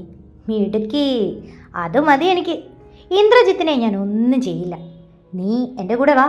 വിശ്വനാഥൻ പാർവതിയുടെ അടുത്തേക്ക് കൈനീട്ടി. എന്നാൽ ഇന്ദ്രജിത്ത് അവളെ തൻ്റെ പിന്നിലേക്ക് മാറ്റി നിർത്തി. പാടില്ല പാർവതി, ഇവനെ വിശ്വസിക്കരുത്, ഇന്ദ്രജിത്ത് ഗർജിച്ചു. പെട്ടെന്ന് ദൂരെ നിന്ന് പോലീസിന്റെ സൈറൻ മുഴങ്ങി. വിശ്വനാഥൻ ഞെട്ടിപ്പോയി. ആരാ പോലീസിനെ വിളിച്ചത്? അപ്പോഴേക്കും 3 പോലീസ് ജീപ്പുകൾ അവിടെ പാഞ്ഞെത്തി. അതിൽ നിന്ന് ഇറങ്ങി വന്നത് ഇന്ദ്രജിത്തിന്റെ സുഹൃത്തായ കമ്മീഷണർ രാഹുലായിരുന്നു. വിശ്വനാഥൻ സാറേ, മരിച്ചവർക്ക് നാട്ടിൽ വലിയ വിലയില്ലെങ്കിലും കൊലപാതകികൾക്ക് വലിയ വിലയുണ്ട്, പ്രത്യേകിച്ച് വിദേശത്ത് നിന്ന് കള്ളപ്പണം വെളുപ്പിക്കാൻ വന്നവർക്ക്. രാഹുൽ തോക്ക് ചൂണ്ടി വിശ്വനാഥന്റെ നേർക്ക് നടന്നു. ഇന്ദ്രജിത്ത് പുഞ്ചിരിച്ചു. അവൻ നേരത്തെ തന്നെ തൻ്റെ ഫോണിലെ ലൊക്കേഷൻ ഷെയർ ചെയ്ത് ഓപ്പൺ ചെയ്തിരുന്നു. വിശ്വനാഥൻ പിന്തുടരുന്നുണ്ടെന്ന് മനസ്സിലാക്കിയപ്പോൾ തന്നെ അവൻ രാഹുലിന് മെസ്സേജ് അയച്ചിരുന്നു. ഗുണ്ടകൾ ചിതറിയോടി. വിശ്വനാഥനെ പോലീസ് പിടികൂടി. ഇന്ദ്രജിത്തെ, നീ ജയിച്ചുവെന്ന് കരുതണ്ട. ശേഖരനും ശാലിനിയും വെറും നിഴലുകൾ മാത്രമാണ്. ഈ കളിയുടെ യഥാർത്ഥ മാസ്റ്റർ മൈൻഡ് നിന്റെ തറവാട്ടിൽ തന്നെയുണ്ട്. വിശ്വനാഥൻ വിലങ്ങ് വെച്ച് കൊണ്ടുപോകുമ്പോഴും അലറിക്കൊണ്ടിരുന്നു. ഇന്ദ്രജിത്ത് ഞെട്ടിപ്പോയി. വിശ്വനാഥൻ പറഞ്ഞത് നേരത്തെ വന്ന അജ്ഞാത സന്ദേശത്തിന് സമാനമാണ്. തൻ്റെ വീട്ടിൽ താൻ അറിയാത്ത മറ്റൊരു മുഖമുണ്ടോ? അവൻ വേഗം വിനുവിനോട് കാർ എടുക്കാൻ പറഞ്ഞു. അവർ തറവാട്ടിലേക്ക് പാഞ്ഞു വീട്ടിലെത്തിയപ്പോൾ ഉമ്മറത്ത് വലിയൊരു നിലവിളക്കാണ് കത്തിച്ചു വെച്ചിരിക്കുന്നത്. വീട് മുഴുവൻ പൂക്കൾ കൊണ്ട് അലങ്കരിക്കുന്നു. അകത്തേക്ക് കയറി ഇന്ദ്രജിത്തും പാർവതിയും കണ്ടത് അമ്പരപ്പിക്കുന്ന ഒരു കാഴ്ചയാണ്. രാജലക്ഷ്മി അമ്മയുടെ അരികിൽ പട്ടുസാരി ഉടുത്ത് ചിരിച്ചുകൊണ്ട് ഒരാൾ ഇരിക്കുന്നു. ഇന്ദ്ര, ഇതാരാണെന്ന് നോക്കിയേ, നിന്റെ വല്യമ്മ. വിദേശത്തായിരുന്നു നിന്റെ അച്ഛൻ്റെ ജ്യേഷ്ഠത്തി സുഭദ്ര ചേച്ചി തിരിച്ചെത്തിയിരിക്കുന്നു, രാജലക്ഷ്മി ആവശ്യത്തോടെ പറഞ്ഞു. ഇന്ദ്രജിത്ത് ആ സ്ത്രീയെ നോക്കി.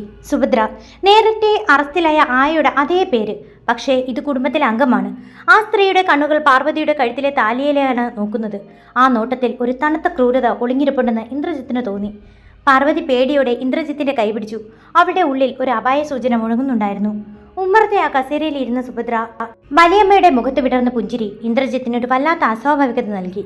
വിദേശത്ത് സ്ഥിരതാമസമാക്കിയിരുന്ന വല്യമ്മ വർഷങ്ങൾക്ക് ശേഷമാണ് ഈ തറവാട്ടിലേക്ക് വരുന്നത്. പക്ഷേ വന്ന സമയമാണ് ഇന്ദ്രജിത്തിനെ ചിന്തിപ്പിച്ചത്. എന്താ ഇന്ദ്ര, നീ ഇങ്ങനെ നോക്കി നിൽക്കുന്നത്? വല്യമ്മയെ മനസ്സിലായില്ലേ? രാജലക്ഷ്മി ചോദിച്ചു. സുഭദ്ര വലിയമ്മ എഴുന്നേറ്റ് ഇന്ദ്രജിത്തിന്റെ അരികിലേക്ക് വന്നു. അവൾ അവൻ്റെ തലയിൽ കൈവച്ച് അനുഗ്രഹിച്ചു. പിന്നീട് അവളുടെ നോട്ടം പാർവതിയിലേക്ക് നീണ്ടു. ഇതാണല്ലേ എൻ്റെ മരുമകൾ? പാർവതി മോൾ, പേടിക്കണ്ട, വലിയമ്മ വന്നല്ലോ, ഇനി നിന്നെ ആരും ഒന്നും ചെയ്യില്ല. സുഭദ്ര പാർവതിയെ ചേർത്ത് പിടിക്കാൻ കൈനീട്ടി. പക്ഷേ പാർവതി അറിയാതെ പിന്നിലേക്ക് മാറി. സുഭദ്രയുടെ കണ്ണുകളിലെ ആ തിളക്കം പാർവതിക്ക് പഴയ ഓർമ്മകളിലെ ഏതോ ഒരു ഭീകര നിമിഷത്തെ ഓർമ്മിപ്പിച്ചു. സാരയില്ല ലക്ഷ്മി, അവൾക്ക് സുഖമില്ലാത്തതല്ലേ, പെട്ടെന്ന് തന്നെ കാണുമ്പോൾ പേടി തോന്നും, സുഭദ്ര ശാന്തമായി പറഞ്ഞു. അന്ന് രാത്രി ഇന്ദ്രജിത്ത് തൻ്റെ മുറിയിൽ അസ്വസ്ഥനായി നടക്കുകയായിരുന്നു. വിശ്വനാഥൻ പറഞ്ഞ വാക്കുകൾ അവൻ്റെ കാതുകളിൽ മുഴങ്ങിക്കൊണ്ടിരുന്നു. യഥാർത്ഥ മാസ്റ്റർ മൈൻഡ് നിന്റെ തറവാട്ടിൽ തന്നെയുണ്ട്. പെട്ടെന്ന് ജനൽക്കൽ ഒരു നിഴൽ കണ്ടു. ഇന്ദ്രജിത്ത് വേഗം അങ്ങോട്ട് നോക്കി. വല്യമ്മ സുഭദ്ര തറവാടിൻ്റെ ഇരുളടങ്ങിയ മൂലയിൽ നിന്ന് ആരോട് ഫോണിൽ സംസാരിക്കുകയാണ്. ഇന്ദ്രജിത്ത് ശബ്ദമുണ്ടാക്കാതെ പതുക്കെ അങ്ങോട്ട് നീങ്ങി. വിശ്വനാഥൻ കുടുങ്ങിയത് നന്നായി. അവൻ വെറും വിഡ്ഢിയായിരുന്നു. ഇനി ആ പാസ്വേഡ് എനിക്ക് നേരിട്ട് വാങ്ങാം. ആ പെണ്ണിനെ ഞാൻ കൈകാര്യം ചെയ്തോളാം. നിങ്ങൾ ശേഖരനെ ജയിലിൽ വെച്ച് തന്നെ തീർക്കണം. സുഭദ്രയുടെ ശബ്ദത്തിലെ ആ ക്രൂരത ഇന്ദ്രജിത്തിനെ ഞെട്ടിച്ചു. ഇന്ദ്രജിത്ത് തിരികെ നടക്കാൻ തുടങ്ങിയതും അവൻ്റെ കാല് തട്ടി ഒരു പൂച്ചട്ടി താഴെ വീണു. ശബ്ദം കേട്ട് സുഭദ്ര പെട്ടെന്ന് തിരിഞ്ഞു നോക്കി. ആരവിടെ? അവൾ പരുഷമായി ചോദിച്ചു. ഇന്ദ്രജിത്ത് വേഗം ഇരുളിൽ മറഞ്ഞു. അവൻ തൻ്റെ മുറിയിലെത്തി പാർവതിയുടെ അരികിലിരുന്നു. അവൾ ഉറക്കത്തിൽ എന്തോ സ്വപ്നം കണ്ട് പേടിച്ച് വിറയ്ക്കുന്നുണ്ടായിരുന്നു. ഇന്ദ്രേട്ടാ, തീ, കാറിൽ തീ പിടിക്കുന്നു, അവൾ മന്ത്രിച്ചു. ഇന്ദ്രജിത്തിന് കാര്യം വ്യക്തമായി. പാർവതിയുടെ അച്ഛൻ്റെ കാറ് അപകടത്തിൽപ്പെട്ട ആ രാത്രിയിൽ അവിടെ വിശ്വനാഥനും ശേഖരനും മാത്രമല്ല ഉണ്ടായിരുന്നത്. അവരെ നിയന്ത്രിച്ചിരുന്ന ശക്തി ഇതാ തൻ്റെ വീടിനുള്ളിൽ വല്യമ്മയുടെ വേഷത്തിലിരിക്കുന്നു. പിറ്റേന്ന് രാവിലെ സുഭദ്ര വലിയമ്മ പാർവതിക്കായി ഒരു ഗ്ലാസ് പാല് കൊണ്ടുവന്നു. മോളെ, ഇത് കുടിക്ക്, നിന്റെ തളർച്ച മാറാൻ വിദേശത്ത് നിന്ന് കൊണ്ടുവന്ന മരുന്നാണിത്. പാർവതി പാല് വാങ്ങാൻ കൈനീട്ടിയതും ഇന്ദ്രജിത്ത് അവിടെ എത്തി. വേണ്ട വല്യമ്മേ, പാർവതിക്കിപ്പോൾ ഡോക്ടർ വർമ്മ നിർദ്ദേശിച്ച മരുന്നുകൾ മാത്രമേ നൽകാവൂ എന്ന് കർശന നിർദ്ദേശമുണ്ട്. ഇന്ദ്രജിത്ത് ആ പാൽ ഗ്ലാസ് വാങ്ങി മേശപ്പുറത്ത് വെച്ചു. സുഭദ്രയുടെ മുഖത്ത് ഒരു നിമിഷം ദേഷ്യം മിന്നിമറഞ്ഞു. നീ എന്നെ അവിശ്വസിക്കുകയാണോ ഇന്ദ്ര? അവൾ വശ്യമായി പുഞ്ചിരിച്ചുകൊണ്ട് ചോദിച്ചു. അല്ല വല്യമ്മേ, ജാഗ്രതയാണ്. എൻ്റെ ഭാര്യയുടെ ജീവന്റെ കാര്യത്തിൽ എനിക്ക് ജാഗ്രത കുറയ്ക്കാൻ കഴിയില്ല. ഇന്ദ്രജിത്ത് അവളുടെ കണ്ണുകളിലേക്ക് നോക്കി പറഞ്ഞു. ആ നോട്ടത്തിൽ സുഭദ്രയ്ക്ക് ഒരു കാര്യം മനസ്സിലായി. ഇന്ദ്രജിത്ത് തന്നെ സംശയിച്ചു തുടങ്ങിയിരിക്കുന്നു. ഇനി കളികൾ വേഗത്തിലാക്കണം. അന്ന് ഉച്ചയ്ക്ക് ഇന്ദ്രജിത്ത് പുറത്തുപോയ സമയം നോക്കി സുഭദ്ര പാർവതിയുടെ മുറിയിലേക്ക് കടന്നു ചെന്നു. അവളുടെ കയ്യിൽ ഒരു പഴയ ഫോട്ടോ ഉണ്ടായിരുന്നു. പാർവതിയുടെ അച്ഛനും അമ്മയും സുഭദ്രയും ഒന്നിച്ചു നിൽക്കുന്ന ഫോട്ടോ. പാർവതി, നിന്റെ അച്ഛൻ മരിക്കുന്നതിന് മുമ്പ് എനിക്കൊരു കത്തെഴുതിയിരുന്നു. ആ ബാങ്ക് അക്കൗണ്ടിൻ്റെ കാര്യം അദ്ദേഹം എന്നോടാണ് ആദ്യം പറഞ്ഞത്. നീ അത് എനിക്ക് പറഞ്ഞു തന്നാ ഞാൻ നിന്നെ ഇവിടെ നിന്ന് രക്ഷിക്കാം. അല്ലെങ്കിൽ... സുഭദ്രയുടെ ശബ്ദം ഭീഷണിയായി മാറി. പാർവതിക്ക് ആ ഫോട്ടോ കണ്ടപ്പോൾ പഴയ കാര്യങ്ങൾ ഓർമ്മ വന്നു തുടങ്ങി. അന്ന് അപകടം നടന്ന സ്ഥലത്ത് ഒരു സ്ത്രീയുടെ സാന്നിധ്യം അവൾ കണ്ടിരുന്നു. ആ സ്ത്രീ ഇതാ തൻ്റെ മുന്നിൽ നിൽക്കുന്നു. സുഭദ്രയുടെ മുഖത്തേക്ക് നോക്കി നിന്ന പാർവതിയുടെ ഉള്ളിൽ മിന്നൽ പിണരുകൾ പോലെ ചില ദൃശ്യങ്ങൾ മിന്നിമറഞ്ഞു. മഴയുള്ള ആ രാത്രി കാറിൻ്റെ ടാറുകൾക്ക് താഴെ പതുങ്ങിയിരിക്കുന്ന ശേഖരൻ, ദൂരെ ഒരു മരത്തണലിൽ കുട പിടിച്ചു നിന്ന് നിർദ്ദേശങ്ങൾ നൽകുന്ന ഈ രൂപം. പാർവതിയുടെ ശ്വാസം വേഗത്തിലായി. അവൾ വിക്കി വിക്കി പറഞ്ഞു. നീയല്ലേ അന്ന് അവിടെ ഉണ്ടായിരുന്നത്? അച്ഛനെ കൊന്നത് നിങ്ങളാണ്. സുഭദ്രയുടെ മുഖത്തെ ആർദ്രത പെട്ടെന്ന് അപ്രത്യക്ഷമായി. പകരം ക്രൂരമായ ഒരു ചിരി അവിടെ പടർന്നു. ഹോ, അപ്പോ നിനക്ക് ഓർമ്മകൾ തിരിച്ചു വന്ന് തുടങ്ങിയല്ലേ? അത് നന്നായി. അന്ന് ആ കാറിൽ നീയും മരിക്കേണ്ടതായിരുന്നു. പക്ഷേ വിധി നിന്നെ ഈ രൂപത്തിലാക്കി. എനിക്ക് വേണ്ടത് ആ സ്വിസ് ബാങ്ക് അക്കൗണ്ടിൻ്റെ കോഡ് മാത്രമാണ്. അത് തന്നാ നിനക്ക് ഇനിയും ഈ ഭ്രാന്തിയുടെ വേഷത്തിൽ ഇവിടെ കഴിയാം. അല്ലെങ്കിൽ... സുഭദ്ര തൻ്റെ സാരിക്കിടയിൽ ഒളിപ്പിച്ചു വെച്ചിരുന്ന ഒരു ചെറിയ ഇഞ്ചക്ഷൻ സിറിഞ്ച് പുറത്തെടുത്തു. ഇത് നിന്നെ എന്നേക്കുമായി നിശബ്ദയാക്കും. പാർവതി ഭയന്ന് പിന്നിലേക്ക് നീങ്ങി. അവൾ അലറാൻ ശ്രമിച്ചെങ്കിലും തൊണ്ടയിൽ നിന്ന് ശബ്ദം പുറത്തേക്ക് വന്നില്ല. സുഭദ്ര അവളുടെ അടുത്തേക്ക് നീങ്ങിയതും മുറിയുടെ വാതിൽ തകർത്ത് ഇന്ദ്രജിത്ത് അകത്തേക്ക് കയറി. വലിയമ്മേ! ഇന്ദ്രജിത്തിന്റെ ഗർജനം കേട്ട് സുഭദ്ര ഞെട്ടിപ്പോയി. ഇന്ദ്രജിത്ത് ഓടി വന്ന് പാർവതിയെ ചേർത്ത് പിടിച്ചു. അവൻ്റെ കയ്യിൽ തൻ്റെ ഫോൺ ഉണ്ടായിരുന്നു. അവൻ നേരത്തെ മുറിയിൽ ഒളിപ്പിച്ചു വെച്ചിരുന്ന ക്യാമറയിൽ സുഭദ്രയുടെ ഓരോ വാക്കും ഓരോ നീക്കവും റെക്കോർഡ് ചെയ്യപ്പെട്ടിരുന്നു. നിങ്ങൾ വിചാരിച്ചതുപോലെ ഞാൻ പുറത്തു പോയിട്ടില്ല വല്യമ്മേ. നിങ്ങളെ എനിക്ക് സംശയമായിരുന്നു. ഒരായയുടെ പേര് തന്നെ വല്യമ്മയ്ക്കും വന്നത് വെറുമൊരു യാദർച്ഛികമല്ലെന്ന് എനിക്കറിയായിരുന്നു. ആ ആയയെ ഇങ്ങോട്ട് അയച്ചത് നിങ്ങളാണല്ലേ? സുഭദ്രയുടെ മുഖം വിളറി. എങ്കിലും അവൾ തളർന്നില്ല. ഇന്ദ്ര, നീ തെറ്റിദ്ധരിച്ചതാണ്. ഞാനിവളെ ഒന്ന് പേടിപ്പിച്ചു, സത്യം പറയിപ്പിക്കാൻ നോക്കിയതാണ്, നമ്മുടെ കുടുംബസ്വത്ത് സംരക്ഷിക്കാൻ. നിർത്തൂ! ഇന്ദ്രജിത്ത് അലറി. ഈ വീഡിയോ കണ്ട പോലീസ് തീരുമാനിച്ചോളും ഇത് കുടുംബത്തെ സംരക്ഷിക്കാനാണോ അതോ നശിപ്പിക്കാനാണോ എന്ന്. പെട്ടെന്ന് സുഭദ്ര ആ സിറിഞ്ച് ഇന്ദ്രജിത്തിന് നേരെ വീശിയിട്ട് മുറിക്ക് പുറത്തേക്ക് ഓടി. ഇന്ദ്രജിത്ത് അവളെ പിന്തുടരാൻ ആങ്ങിയെങ്കിലും പാർവതി അവൻ്റെ കൈകളിൽ തളർന്നു വീണു. പാർവതി! അവൻ അവളെ കട്ടിലിൽ കിടത്തി. അവളുടെ ഓർമ്മകൾ പൂർണ്ണമായി തിരിച്ചു വന്നതിൻ്റെ ആഘാതത്തിൽ അവൾ വിറയ്ക്കുകയായിരുന്നു. ഇന്ദ്രേട്ടാ, അച്ഛൻ മരിക്കുന്നതിന് മുമ്പ് എൻ്റെ കയ്യിലൊരു ലോക്കറ്റ് തന്നിരുന്നു. അതിനുള്ളിലാണ് ആ കോഡ്. ലോക്കറ്റ്? പാർവതിയുടെ കഴുത്തിൽ ഇപ്പോഴും ഉണ്ടായിരുന്ന ആ പഴയ സ്വർണ്ണ ലോക്കറ്റ് ഇന്ദ്രജിത്ത് ഓർത്തു. പക്ഷേ വിവാഹ ദിവസം അത് കാണാതായിരുന്നു. അതാരോ മോഷ്ടിച്ചു പാർവതി. ഇപ്പോൾ നിന്റെ കഴുത്തിൽ അതില്ല. ഇന്ദ്രജിത്ത് സങ്കടത്തോടെ പറഞ്ഞു. ഇല്ല ഇന്ദ്രേട്ടാ, അത് ആരും മോഷ്ടിച്ചതല്ല. അന്ന് ഞാൻ അത് തറവാടിൻ്റെ പൂജാമുറിയിലെ വിഗ്രഹത്തിന് പിന്നിൽ ഒളിപ്പിച്ച് വെച്ചിട്ടുണ്ട്, ആർക്കും കിട്ടാതിരിക്കാൻ. ഇന്ദ്രജിത്തിൻ്റെ കണ്ണുകൾ തിളങ്ങി. അവൻ ഉടനെ പൂജാമുറിയിലേക്ക് ഓടി. എന്നാൽ അവിടെ കണ്ട കാഴ്ച അവനെ ഞെട്ടിച്ചു. പൂജാമുറിയുടെ വാതിൽ തുറന്നു കിടക്കുന്നു. വിഗ്രഹത്തിന് പിന്നിലെ ആ രഹസ്യഭാഗം തകർക്കപ്പെട്ടിരിക്കുന്നു. സുഭദ്ര വലിയമ്മ അവിടെ ഉണ്ടായിരുന്നു. അവളുടെ കയ്യിൽ ആ ലോക്കറ്റ് ഇരിക്കുന്നു. ഇതാണോ നിനക്ക് വേണ്ടത് ഇന്ദ്ര? ഇതിനി എൻ്റേതാണ്. സുഭദ്ര ക്രൂരമായി ചിരിച്ചുകൊണ്ട് പൂജാമുറിയിലെ വിളക്ക് തട്ടി താഴെയിട്ടു. ഉണങ്ങിയ പൂക്കളിലും പട്ടുതുണികളിലും പെട്ടെന്ന് തീ പടർന്നു. പൂജാമുറിയിൽ തീ ആളിപ്പടരുമ്പോൾ സുഭദ്ര ലോക്കറ്റുമായി പുറത്തെ ഗേറ്റിന് നേരെ ഓടി. എന്നാൽ അവിടെ അവളെ കാത്തുനിന്നത് പോലീസിന്റെ വലിയൊരു സംഘമായിരുന്നു. പൂജാമുറിയിൽ തീ ആളിപ്പടരുകയാണ്. സുഭദ്ര വലിയമ്മ ലോക്കറ്റുമായി പുകമറയ്ക്കുള്ളിലൂടെ പുറത്തേക്ക് ഓടി. ഇന്ദ്രജിത്ത് ഒരു നിമിഷം പകച്ചു നിന്നു. ഒരു വശത്ത് കത്തിയെരിയുന്ന പൂജാമുറി, മറുവശത്ത് ലോക്കറ്റുമായി രക്ഷപ്പെടുന്ന കൊടും ക്രിമിനൽ. ഇന്ദ്രേട്ടാ, അച്ഛൻ്റെ ഓർമ്മ അത് പോകാൻ അനുവദിക്കരുത്. മുറിയിൽ നിന്ന് പാർവതിയുടെ വിളിച്ചു പറയൽ കേട്ടതും ഇന്ദ്രജിത്ത് സുഭദ്രയുടെ പിന്നാലെ പാഞ്ഞു. മുറ്റത്തെത്തിയ സുഭദ്രയെ പോലീസ് വളഞ്ഞു കഴിഞ്ഞിരുന്നു. കമ്മീഷണർ രാഹുൽ തോക്കു ചൂണ്ടി നിൽക്കുകയാണ്. സുഭദ്രേ, കളി അവസാനിച്ചു, ലോക്കറ്റ് താഴെയിടൂ. സുഭദ്ര തളർന്നില്ല. അവൾ ലോക്കറ്റ് മുറുകെ പിടിച്ചു. ഇത് തരാൻ വേണ്ടിയല്ല ഞാൻ ഇത്രയും കാലം കാത്തിരുന്നത്. ഈ ലോക്കറ്റിലെ കോഡുണ്ടെങ്കിൽ എനിക്ക് വിദേശത്തെ രാജാവിനെ പോലെ ജീവിക്കാം. നിങ്ങൾക്കെന്നെ തൊടാൻ കഴിയില്ല. പെട്ടെന്ന് അവൾ തൻ്റെ ബാഗിൽ നിന്ന് ഒരു ചെറിയ റിമോട്ട് പുറത്തെടുത്തു. ഇതൊന്ന് അമർത്തിയാ നിങ്ങളുടെ തറവാട് മൊത്തം ചാരാകും. ഞാൻ നേരത്തെ തന്നെ ഗ്യാസ് കണക്ഷനുകളിൽ മാറ്റം വരുത്തിയിട്ടുണ്ട്. മുറ്റത്ത് നിന്നവർ ഞെട്ടിപ്പോയി. ഇന്ദ്രജിത്ത് പതുക്കെ സുഭദ്രയുടെ അടുത്തേക്ക് നീങ്ങി. വല്യമ്മേ, ഇത് ചെയ്യരുത്. അവിടെ എൻ്റെ അമ്മയുണ്ട്, പാർവതിയുണ്ട്. സ്വത്തിനു വേണ്ടി സ്വന്തം ചോരയെ കൊല്ലരുത്. സ്വത്തോ? എനിക്ക് വേണ്ടത് അധികാരമാണ് ഇന്ദ്ര. നിന്റെ അച്ഛൻ എന്നെ തഴങ്ങി ഈ സ്വത്തുക്കൾ പാർവതിയുടെ അച്ഛന് നൽകിയ അന്നേ തുടങ്ങിയതാണ് ഈ പക. സുഭദ്രയുടെ കണ്ണുകളിൽ ഭ്രാന്തമായ തിളക്കം. അതേസമയം അകത്ത് തീ അടുക്കളയിലേക്കും വ്യാപിക്കാൻ തുടങ്ങിയിരുന്നു. പാർവതി ധൈര്യം സംഭരിച്ചു കട്ടിൽ നിന്ന് എഴുന്നേറ്റു. അവൾ നടക്കാൻ ബുദ്ധിമുട്ടുണ്ടായിരുന്നുവെങ്കിലും രാജലക്ഷ്മി അമ്മയെ രക്ഷണമെന്ന ചിന്ത അവൾക്ക് കരുത്ത് നൽകി. പുകന്നിറങ്ങിയ ഹാളിലൂടെ തപ്പിത്തടങ്ങി അവൾ പൂജാമുറിക്കരികിലെത്തി. ബോധരഹിതയായി കിടന്ന അമ്മയെ പിടിച്ച് വലിച്ച്, അമ്മേ എഴുന്നേൽക്കൂ, നമുക്ക് പുറത്തു പോകണം. പാർവതിയുടെ നിലവിളി കേട്ട് ഇന്ദ്രജിത്ത് അകത്തേക്ക് ഓടിക്കയറി. പുറത്ത് സുഭദ്ര റിമോട്ട് അമർത്താൻ തുടങ്ങുന്ന നിമിഷം കമ്മീഷണർ രാഹുൽ അവളുടെ കയ്യിലേക്ക് വെടിയുതിർത്തു. റിമോട്ട് ദൂരെ തെറിച്ചു വീണു. പോലീസുകാർ സുഭദ്രയെ കീഴ്പ്പെടുത്തി. ഇന്ദ്രജിത്ത് അമ്മയെയും പാർവതിയെയും ചേർത്ത് പിടിച്ച് പുറത്തെത്തി. തറവാടിന്റെ ഒരു ഭാഗം അഗ്നിക്കിരയായെങ്കിലും എല്ലാവരും സുരക്ഷിതയായിരുന്നു. സുഭദ്രയുടെ കയ്യിൽ നിന്ന് വീണ ലോക്കറ്റ് രാഹുൽ എടുത്ത് ഇന്ദ്രജിത്തിന് നൽകി. ഇന്ദ്രജിത്ത് ആ ലോക്കറ്റ് തുറന്നു. അതിനുള്ളിൽ ഒരു ചെറിയ മൈക്രോ ചിപ്പ് ഉണ്ടായിരുന്നു. ഇതാണോ ആ രഹസ്യം? അവൻ അതിശയിച്ചു. പാർവതി ലോക്കറ്റിലെ ആ ചിപ്പ് നോക്കി കണ്ണീർ വാർത്തു. ഇന്ദ്രേട്ടാ, ഇതിൽ സ്വിസ് ബാങ്ക് അക്കൗണ്ടിൻ്റെ കോഡ് മാത്രമല്ല ഉള്ളത്. എൻ്റെ അച്ഛൻ രഹസ്യമായി സൂക്ഷിച്ച വിശ്വനാഥൻ്റെയും സുഭദ്രയുടെയും കൊടും ക്രൂരതകളുടെ തെളിവുകൾ ഇതിലുണ്ട്. അച്ഛൻ്റെ മരണം ഒരു അപകടകരമല്ല എന്ന് തെളിയിക്കുന്ന വീഡിയോ റെക്കോർഡുകളും ഇതിലുണ്ട്. അതായത് പാർവതിയുടെ അച്ഛൻ താൻ കൊല്ലപ്പെടുമെന്ന് നേരത്തെ ഭയപ്പെട്ടിരുന്നു. അതുകൊണ്ട് തന്നെ തൻ്റെ ശത്രുക്കൾക്കുള്ള കെണി അദ്ദേഹം മകളുടെ ലോക്കറ്റിൽ തന്നെ ഒളിപ്പിച്ചു വെച്ചിരുന്നു. ആ രാത്രി തറവാട് ശാന്തമായി. പക്ഷേ ഇന്ദ്രജിത്തിന് ഒരു കാര്യം മനസ്സിലായി. ഇനി പാർവതി വെറുമൊരു രണ്ടാം ഭാര്യയോ ഭ്രാന്തി പെണ്ണോ അല്ല. അവളൊരു വലിയ സാമ്രാജ്യത്തിൻ്റെ അവകാശിയാണ്. ദിവസങ്ങൾക്ക് ശേഷം തറവാട് പുനർനിർമ്മിക്കാനുള്ള പണികൾ തുടങ്ങി. ശാലിനിയും ശേഖരനും സുഭദ്രയും ഇപ്പോൾ അഴികൾക്കുള്ളിലാണ്.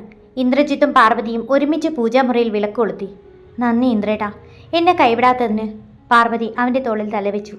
ഇത് നമ്മുടെ പുതിയ ജീവിതത്തിൻ്റെ തുടക്കമാണ് പാർവതി. ഇന്ദ്രജിത്ത് അവളെ നെറുകയിൽ ചുംബിച്ചു. പക്ഷേ അവർക്കറിയില്ലായിരുന്നു ജയിലിനുള്ളിൽ കിടക്കുന്ന സുഭദ്ര തൻ്റെ അവസാനത്തെ കരുനീക്കം തുടങ്ങിക്കഴിഞ്ഞുവെന്ന്. പാർവതി ഗർഭിണിയാകില്ലെന്ന് വ്യാജ റിപ്പോർട്ട് ഉണ്ടാക്കിയ ആ ഡോക്ടറെ കണ്ടെത്താൻ ഇന്ദ്രജിത്ത് തയ്യാറെടുക്കുമ്പോൾ ആ ഡോക്ടർ നിഗൂഢമായ സാഹചര്യത്തിൽ കൊല്ലപ്പെടുന്നു.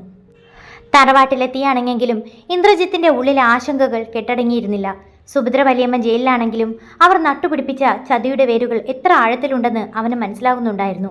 പാർവതിയുടെ ആരോഗ്യത്തെക്കുറിച്ചുള്ള ആ വ്യാജ റിപ്പോർട്ട് തയ്യാറാക്കിയ ഡോക്ടർ സിദ്ധാർത്ഥിനെ കണ്ടെത്തുകയായിരുന്നു ഇന്ദ്രജിത്തിൻ്റെ അടുത്ത ലക്ഷ്യം. എന്നാൽ രാവിലെ വന്ന ഫോൺ കോൾ അവനെ തളർത്തിക്കളഞ്ഞു. ഇന്ദ്ര ഡോക്ടർ സിദ്ധാർത്ഥിനെ അവൻ്റെ വീട്ടിൽ തൂങ്ങി മരിച്ച നിലയിൽ കണ്ടെത്തി. പ്രാഥമിക നിഗമനം ആത്മഹത്യയെന്നാണ്. മാധവന്റെ ശബ്ദത്തിൽ പരിഭ്രമമുണ്ടായിരുന്നു. ആത്മഹത്യയോ? ഒരിക്കലുമല്ല മാധവ. നമ്മൾ അയാളുടെ അടുത്തേക്ക് എത്തുമെന്ന ഭയന്ന ആരോ അയാളെ ഇല്ലാതാക്കിയതാണ്. ഇന്ദ്രജിത്ത് പല്ലിറക്കി. ഇന്ദ്രജിത്ത് ഉടനെ സംഭവസ്ഥലത്തേക്ക് തിരിച്ചു. ഡോക്ടറുടെ മുറി പരിശോധിച്ച പോലീസിന് ഒരു ആത്മഹത്യാക്കുറിപ്പ് ലഭിച്ചിരുന്നു. അതിൽ എഴുതിയിരുന്നത് ഇപ്രകാരമായിരുന്നു: പാർവതിയുടെ റിപ്പോർട്ടുകളിൽ ഞാൻ കൃത്രിമം കാണിച്ചു. ആ കുറ്റബോധം എന്നെ വേട്ടയാടുന്നു. ഇതിന് എന്നെ പ്രേരിപ്പിച്ചത് ഇന്ദ്രജിത്തിൻ്റെ കുടുംബത്തിലെ തന്നെ ഒരാളാണ്. ഇന്ദ്രജിത്ത് ആ വരികൾ വീണ്ടും വീണ്ടും വായിച്ചു. കുടുംബത്തിലെ ഒരാൾ? സുഭദ്ര വലിയമ്മയാണോ ഉദ്ദേശിച്ചത്, അതോ മറ്റാരെങ്കിലും? തിരികെ തറവാട്ടിലെത്തിയ ഇന്ദ്രജിത്ത് കണ്ടത് മുറ്റത്ത് ഒരു അപരിചിതമായ കാർ കിടക്കുന്നതാണ്. അകത്ത് ഹാളിൽ രാജലക്ഷ്മി അമ്മയുടെ അരികിൽ ഗൗരവത്തോടെ ഒരാൾ ഇരിക്കുന്നു. ഇന്ദ്രജിത്തിൻ്റെ അച്ഛൻ്റെ ഇളയ സഹോദരൻ വിഷൻ അങ്കിൾ. വർഷങ്ങളായി കുടുംബവുമായി അകന്നു കഴിഞ്ഞിരുന്ന വിഷൻ എന്തിനാണിപ്പോൾ വന്നത്? ഇന്ദ്ര, ഞാൻ കേട്ടതൊക്കെ സത്യമാണോ? ഈ തറവാട്ടിൽ കൊലപാതക ശ്രമവും തീപിടുത്തവും ഒക്കെ നടന്നെന്നോ? വിഷൻ ഗൗരവത്തോടെ ചോദിച്ചു.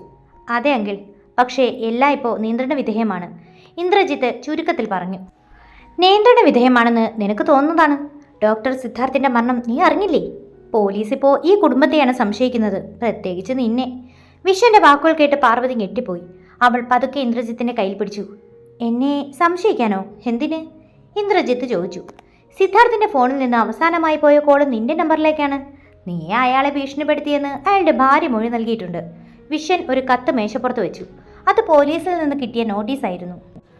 ഇന്ദ്രജിത്തിന് കാര്യം മനസ്സിലായി. ശത്രുക്കൾ തനിക്കെതിരെ പുതിയൊരു കെണി ഒരുക്കിയിരിക്കുന്നു. തന്നെ ജയിലിലാക്കിയാൽ പാർവതി തനിച്ചാകുമെന്നും അപ്പോൾ അവളെ എളുപ്പത്തിൽ കൈകാര്യം ചെയ്യാമെന്നും അവർക്കറിയാം. രാത്രിയിൽ ഇന്ദ്രജിത്ത് തൻ്റെ മുറിയിലിരിക്കുമ്പോൾ പാർവതി അരികിൽ വന്നു. അവളുടെ കണ്ണുകളിൽ നിശ്ചയദാർഢ്യം തിളങ്ങുന്നുണ്ടായിരുന്നു. ഇന്ദ്രേട്ട, അവർ ലക്ഷ്യം വെക്കുന്നത് എന്നെയാണ്. എനിക്ക് വേണ്ടി ഇന്ദ്രേട്ടൻ ബലിയാടാകാൻ ഞാൻ അനുവദിക്കില്ല. ആ ഡോക്ടറുടെ ഭാര്യ എനിക്ക് കാണണം. അവർക്ക് ചില സത്യങ്ങൾ അറിയാം. വേണ്ട പാർവതി, അത് അപകടകരമാണ്. ഇല്ല ഇന്ദ്രേട്ട, ഇപ്പം എനിക്ക് ഭ്രാന്തില്ല. എനിക്കെൻ്റെ ഭർത്താവിനെ സംരക്ഷിക്കാനുള്ള കരുത്തുണ്ട്. പാർവതിയുടെ ആ മാറ്റം ഇന്ദ്രജിത്തിനെ അത്ഭുതപ്പെടുത്തി. അവൾ പഴയ പാർവതിയായി മാറുകയാണ്, കരുത്തുള്ളവളും ബുദ്ധിമതിയുമായ പാർവതി. അതിനിടയിൽ വിഷൻ അങ്കിൾ തൻ്റെ മുറിയിലിരുന്ന് ആരോട് രഹസ്യമായി സംസാരിക്കുന്നുണ്ടായിരുന്നു. കാര്യങ്ങൾ പ്ലാൻ ചെയ്തതുപോലെ നടക്കുന്നുണ്ട്. ഇന്ദ്രജിത്ത് നാളെ അറസ്റ്റിലാകും. അതോടെ തറവാടും പാർവതിയുടെ ലോക്കറ്റും നമ്മുടെ കയ്യിലാകും. വിഷൻ അങ്കിൾ വെറുമൊരു അതിഥിയായിരുന്നില്ല. സുഭദ്ര വല്യമ്മയ്ക്ക് മുകളിലുള്ള വില്ലൻ അയാളായിരുന്നു. വിഷൻ അങ്കിളിന്റെ വരവ് തറവാട്ടിൽ പുതിയൊരു ഭീതിയുടെ നിഴൽ വീഴ്ത്തി. ഇന്ദ്രജിത്തിനെ പോലീസ് ചോദ്യം ചെയ്യാൻ വിളിക്കുമെന്ന വാർത്ത രാജലക്ഷ്മി അമ്മയെ തളർത്തി. എന്നാൽ ഇന്ദ്രജിത്ത് ശാന്തനായിരുന്നു. ശത്രു തൻ്റെ വീടിനുള്ളിൽ തന്നെയാണെന്ന തിരിച്ചറിവ് അവനെ കൂടുതൽ ജാഗ്രതയുള്ളവനാക്കി. ഇന്ദ്ര, നീ എന്തിനാ ഇത്രയും റിസ്ക് എടുക്കുന്നത്? വിഷയം പറയുന്നത് പോലെ നമുക്ക് അഭിഭാഷകനെ കണ്ട് മുൻകൂർ ജാമ്യം എടുത്തൂടെ? രാജലക്ഷ്മി പരിഭ്രമത്തോടെ ചോദിച്ചു. അമ്മേ, ഒളിച്ചോടുന്നത് തെറ്റ് ചെയ്തവരാണ്. ഞാൻ ഡോക്ടറെ ഭീഷണിപ്പെടുത്തിയിട്ടില്ല. ആ കോൾ വന്നത് സത്യമാണ്. പക്ഷേ അയാൾ എന്നോട് എന്തോ വെളിപ്പെടുത്താൻ ശ്രമിക്കുകയായിരുന്നു. ഇന്ദ്രജിത്ത് വിഷനൊന്ന് സൂക്ഷിച്ചു നോക്കി പറഞ്ഞു.